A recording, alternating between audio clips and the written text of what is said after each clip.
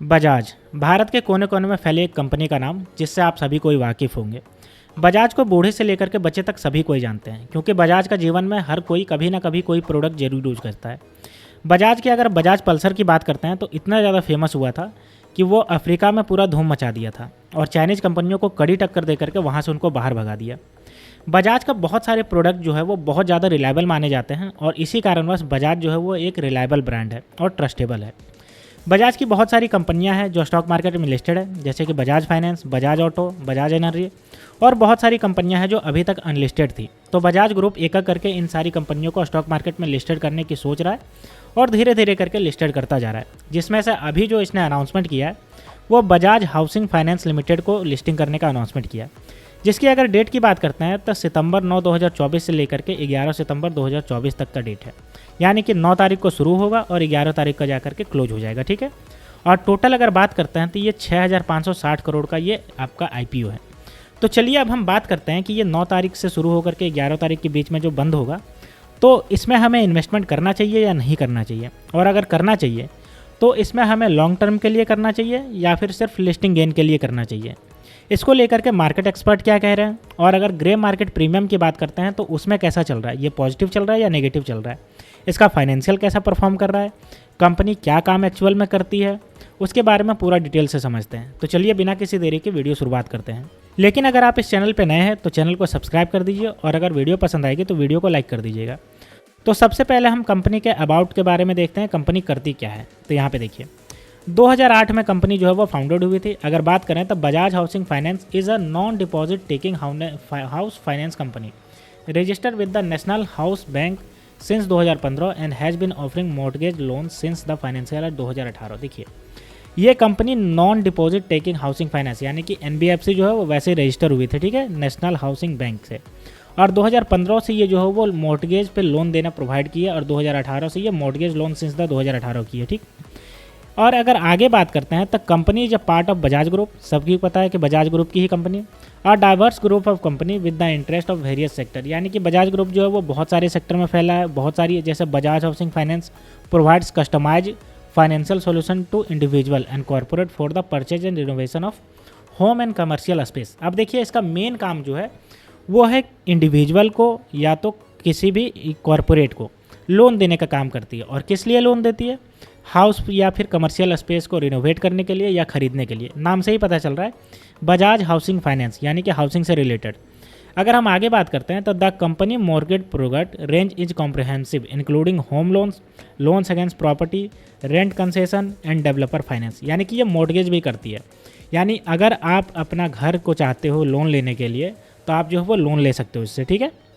बहुत सारे home loan देती है, लोन अगेंस्ट प्रॉपर्टी देती है, रेंट कंसेशन के रिगार्डिंग लोन देती है, डेवलपर फाइनेंस पे ये लोन देती है।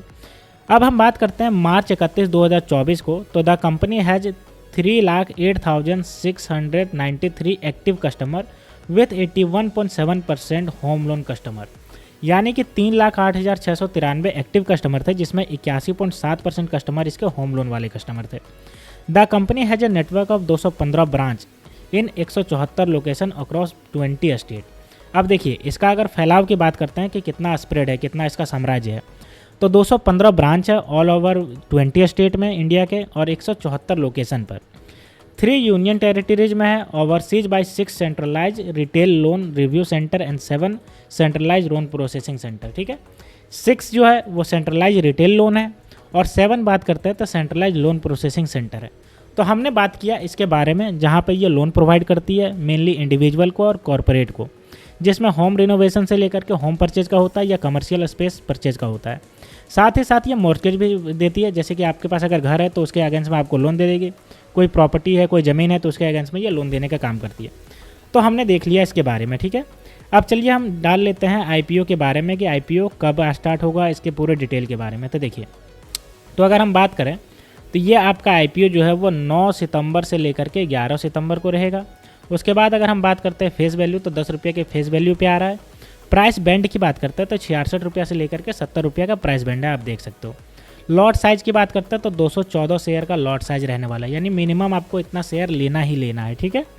अगर हम बात करते हैं फ्रेश इशू की तो फ्रेश इशू इसमें जो है 3,560 करोड़ का फ्रेश इशू है और ऑफ़र फॉर सेल अगर बात करते हैं तो 3000 करोड़ का ऑफ़र फॉर सेल है, यानी कि इसमें दोनों है।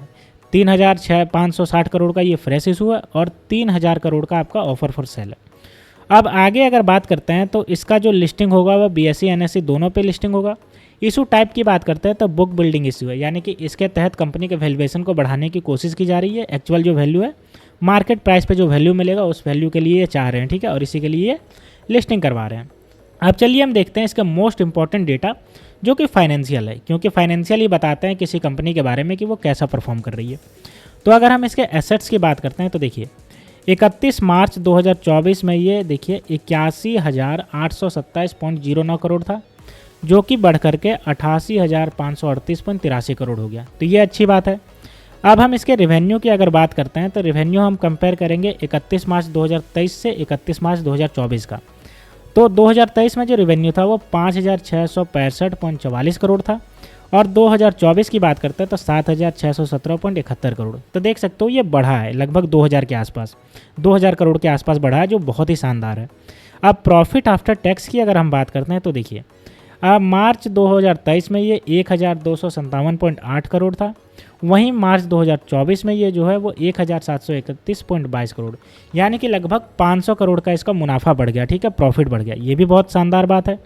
नेटवर्थ की अगर हम बात करते हैं इसका, तो नेटवर्थ देखिए अभी का जो नेटवर्थ है वो देखिए 14,719.91 करोड़ का है, और अगर 31 मार्च 2024 की बात करते हैं तो 12,233.5 करोड़ था। तो देखिए 12,000 से 14,000 लगभग जो है वो 2,500 के आसपास बढ़ा है, ठीक है, जो कि पॉजिटिव साइन है। अब रिजर्व और सरप्लस की बात करते हैं तो देखिए इसके पास रिजर्व जो है वो 4,252.83 करोड़ का इसके पास रिजर्व एंड सरप्लस है, और टोटल बोरोइंग की बात करते हैं तो 73,347.06 करोड़ का बोरोइंग है। तो ये बोरोइंग आपको बहुत ज़्यादा देखने में लग रहा है, लेकिन इससे कोई डरने वाली बात नहीं है। क्यों? क्योंकि ये Bajaj housing finance company loan provide करने का काम करती है। तो लोन लेने के लिए कहीं से ये पैसे जुटाएगी, तो जो जहाँ से ये पैसे जुटा रही है उसी वजह से इसका जो बोरोइंग है वो बढ़ रहा है। यहाँ पे देखिए बढ़ता हुआ दिख रहा है, ठीक है, क्योंकि ये कहीं से पैसे जुटा करके ये लोन देती है।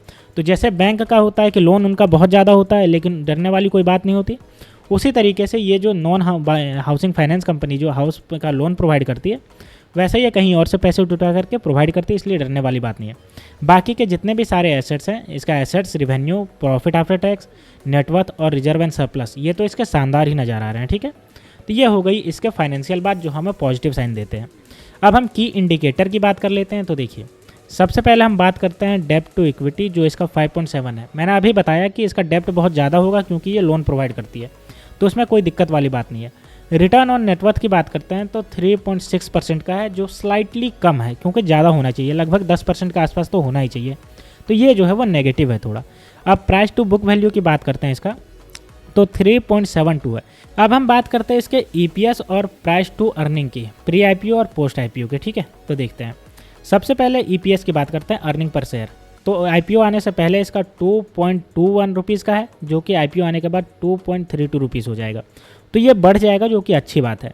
लेकिन प्राइस टू अर्निंग की अगर बात करते हैं तो देखिए 31.62 से ये आपका जो घट करके 30.2 हो जाएगा। ये आपका अच्छी बात है, क्योंकि PE जितना कम रहेगा उतना बढ़िया बात है। अभी आप यहाँ पे ध्यान रखिए, इसको हम कंपेयर करेंगे पीयर से, ठीक है।